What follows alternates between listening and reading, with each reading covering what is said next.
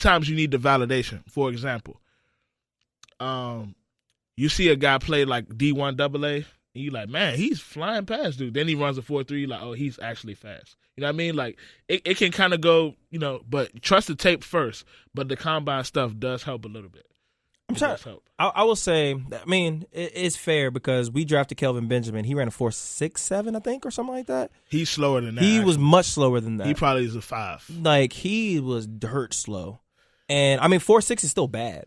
I mean, it's still very bad for a receiver. And it showed on the tape. But I'm 100% on that. I hate 40-yard dash. Like, look at the fastest people that ran the 40 in the scouting combine. All of them suck.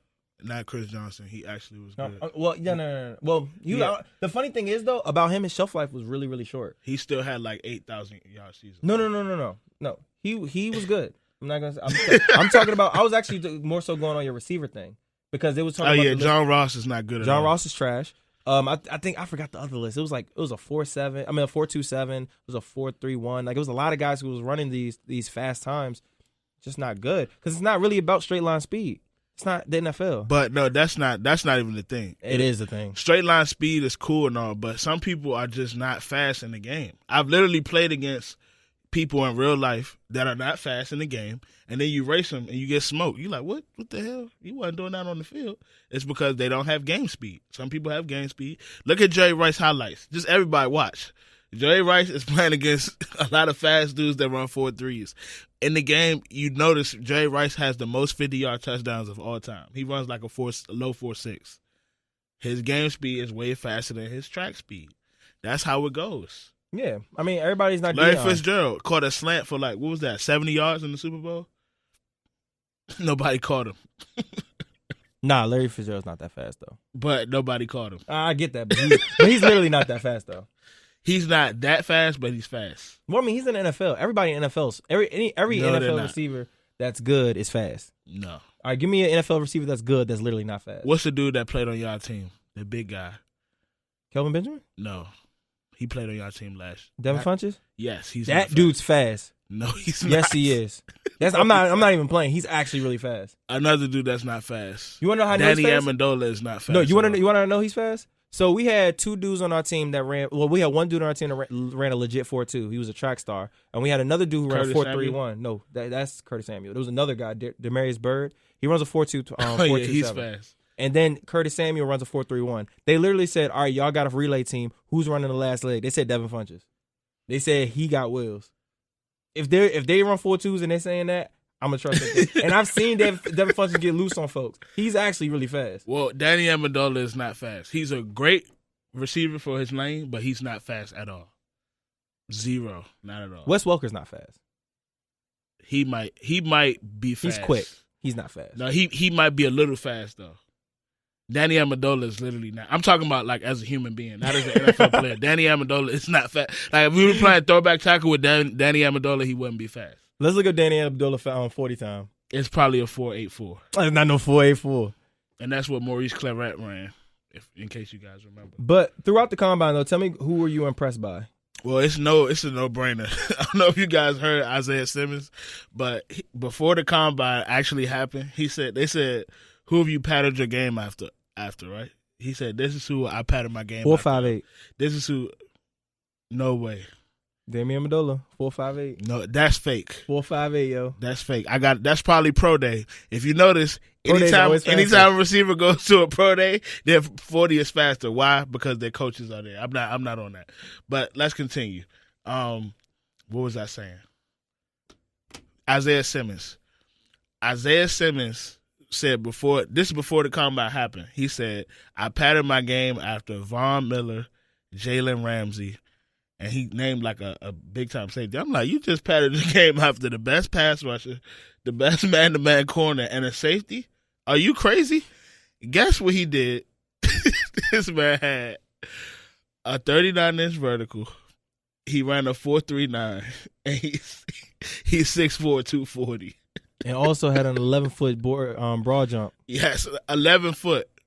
So it's like, whoa, I don't think we've ever seen anything like that. See, and here's my thing, though, about Isaiah Simmons. It's one thing to be a freak athlete like that because Taylor Mays was like that, too, but he wasn't that good of a player. This dude, if you look at his tape, This dude does everything. And he does everything great. Like, yeah. You know how some players can do everything good? He does everything great. Like, he can rush the pass, and he's, like, unstoppable. Yeah. Then he'll take your tight end out of the game. He'll take your slot receiver out of the game. He'll stop the run. And he stops the run. And he can cover you. And this is my point of the Isaiah Simmons thing. Everyone's saying Chase Young is the best player in the draft. This is what I think about that statement. They're only saying he's the best player in the draft because the league likes pass rushers. Isaiah Simmons is the best player in the draft, not named Joe Burrow. I think he's better than Joe Burrow. And this is another thing. I'm so sick of hearing this. Do y'all know that Joe Burrow threw 60 touchdowns?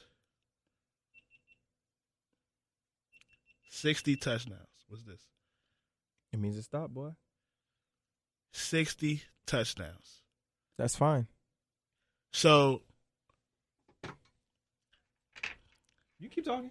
My thing is, nobody's ever done that, and he did this in the SEC. Every time a player comes out, everybody says, oh, but he did it in the SEC, or he didn't do it in the SEC. Joe Burrow literally had 60 touchdowns in the SEC. That he has to get credit for that. I mean, you can get credit for it, but at the end of the day, I'm not going to sit there and put you over somebody who's had more, who had better years. Like, I mean, at the end of the day, you can't sit here and deny the fact that he was trash until his senior year. He wasn't his trash. Fifth year. Yes, the hell he was. He was not trash the year before. What was it, 17 touchdowns, 10 picks? That's ass in college. That sounds like Jordan Love. Jordan Love had 20 touchdowns and 17 picks. Thank you for proving my point. Like, he was not that good.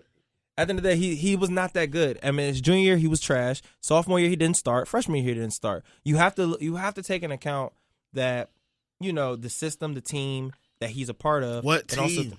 Also, LSU. He was in Ohio State. See, this is the problem I have. People say the team. We literally saw LSU play with a team that had Odell Beckham and Jarvis Landry on the same team, and their quarterback wasn't good. To have two receivers who are elite receivers in college and their quarterback wasn't good, what does that say? He must have been good. That's all I'm saying. But Isaiah Simmons, I would draft him number 2 overall. I think he's slightly better than Chase Young. I think Chase Young is really good, but I think what's elevating Chase Young is the success of the guys who are on his own team. We saw Nick Bosa and Joey Bosa have crazy seasons as rookies, so I feel like because everybody's saying that Chase Young is better, I feel like that's why he's getting the hype as the number 1 pick. I mean, that's fair. I also do believe that he is the best defensive player. I think he's the best player as well. I mean, you have to look at the fact that he's by far the most versatile. He's a freak athlete. He's smart, and he just has that dog in him. I mean, I remember watching the championship, and this dude was making almost every play. Like, good gracious, man. Like, granted, they got 50 put up on him basically. But if there was a play that was made, it was because of Isaiah. So, I mean, and that also shows me that when it's a big game, he's going to come to perform. And that matters more than anything. Yeah, that's the most important thing in football. So, I mean, I totally love the dude, and I hope that we draft him. I'm hoping that he somehow slips, which is possible because not gonna happen. They already say he's top 5 after the combine. Well, that doesn't matter. You could be a top 5 talent, not make it top 5 because of needs. People are going to draft off needs. First round, first. He pick, literally can do everything. Well, I mean, but you got to also think they already value in Chris Young as the Chase best. Young. I said Chris Young. Oh, okay, my bad. Yeah, Chase Young is number 1, a player, so he's going to go number 2 more than likely. So then you got first is obviously going to be Joe Burrow, and then you have to think about other needs that people are going to want. Some people are going to want a D tackle. Some might want a cornerback. So and then everybody else is going to want a quarterback because we already know Miami and Chargers are going to go who? More than likely they're going quarterback. And so that's your top 5 right there. So then you have to think about the Lions. Who are the Lions going to draft? Who are the Giants going to draft? Like, it's possible that he doesn't make it. And I'm just saying that because I hope he does make it. Yeah, we know your motives. Of course, I'm biased. I admit when I'm being biased. But, no, I mean, who else stood out, though? I would say Jalen Hurts, man. Jalen Hurts is, I don't know if you guys knew, that was my favorite player in college. this year, Jalen Hurts can do everything. I don't know how his season is getting underrated. He had 1,000 rushing yards and 18 rushing touchdowns, in addition to 33 passing touchdowns. So for him to go out there and run 4.59 is a big deal because he's faster than a lot of people thought he was. We knew he was a great runner, but we didn't know he actually had some sort of straight line speed, which is like key. So Jalen Hurts definitely impressed me. Tristan Wirfs is an offensive lineman, 6'5", 320, ran a 4.85 40, and had a 37-inch vertical, which is insane. Offensive linemen aren't supposed to be that big and fast, so that's a big deal. Yeah, pause. There we go. So those are my winners. I definitely thought Jeffrey Okudah would run a faster 40 than he did. He actually got hurt. Really? Yep. He got hurt at the combine. He fell. They said, I think they said it's a lower leg or a leg injury, which obviously is terrible. So, yeah, he's not going to go to 3. All the mock drafts I saw had him going 3rd. I doubt he goes 3rd now after that. So, which, sucks, but could be good for other teams. Us. We could use him as well. Yeah, because Bradbury's out of there. I mean, that's fine. I don't care. I've already said it. Like, you want $15 million, you can kiss my ass. Bye. You don't think he's good enough for that? 15 mil? Hell no, he ain't that good. I mean, granted, he's not a bad player, but he's above average. Like, he gonna get beat, but, he'll tackle him. One of those guys, huh? Yeah, like, he'll make a play. He's not gonna get you no picks. He don't create turnovers. So it is what it is. I'm not pressed about it. We need everything on defense. Our defense is trash. But from what I see in the combine, it's the same old stuff. I really just don't care about it too much. Like, I'm trying to think of outside of like you said, Chris Johnson and I don't know. I'm trying to think of who really elevated themselves in the combine that really needed to be elevated. That Calvin balled Johnson. out. No, he was the number one receiver. But nobody expected him to run a 4.35. Yeah, but he was. But that's not what I'm saying. I'm not talking about somebody who was already number one that raised their stock. Like, you can't be number one receiver and raise your stock even more. He's the number one receiver. Everybody knew this dude was a freak athlete. That's not surprising. Like Chris Johnson was different because if it wasn't for the combine, Chris Johnson wouldn't have been in the first round. He would have probably been a 3rd round pick if it wasn't for him running a 4.27. So, because he went to a smaller school, so they don't really trust that sometimes. But yeah, I really can't think of it. So it's like combine just doesn't. I don't care about it. Like, it's cool, it's fun to watch, but in my opinion, it just hypes people up. And I hate quarterbacks. Like, I hate now that people keep on. Oh my God, Justin Herbert had such a great combine. I'm like, bruh, football is so different nowadays. Where what they do, the drills that they have quarterbacks do in combines, they do on an everyday basis. It's not new anymore. So it's not that. They should be impressive. They should be able to throw these out routes and blah, blah, blah. Like, this shouldn't be you do it in practice every single day. That's all you're doing.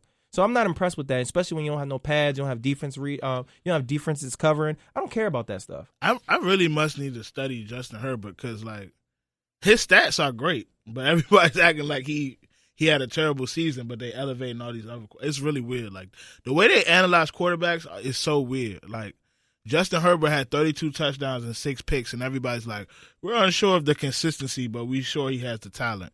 And then when Jordan Love has 20 touchdowns and 17 picks, everybody's like, he's a steal. Like, I don't get it. Like, the way they do it is weird. But I literally don't think he's good, by the way. He's going to be good. I don't. He was good the year before. He just had a down year. He's in college, bro. Dan Marino threw more picks than touchdowns his senior year. That was 30 years ago. Give me a more recent example. He threw 5,000 yards and 48 touchdowns. Give me a more recent example. Thank you. Josh Allen.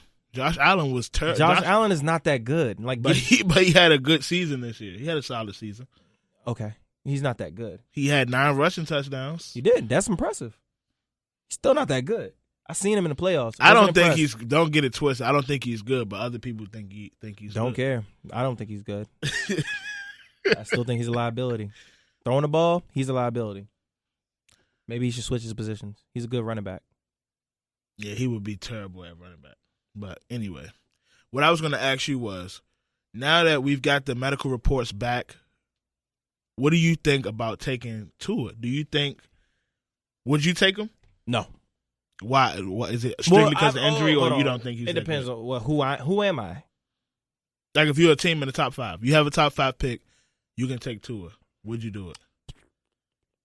Because as a supporter of the Redskins, I definitely think they should take two. How desperate am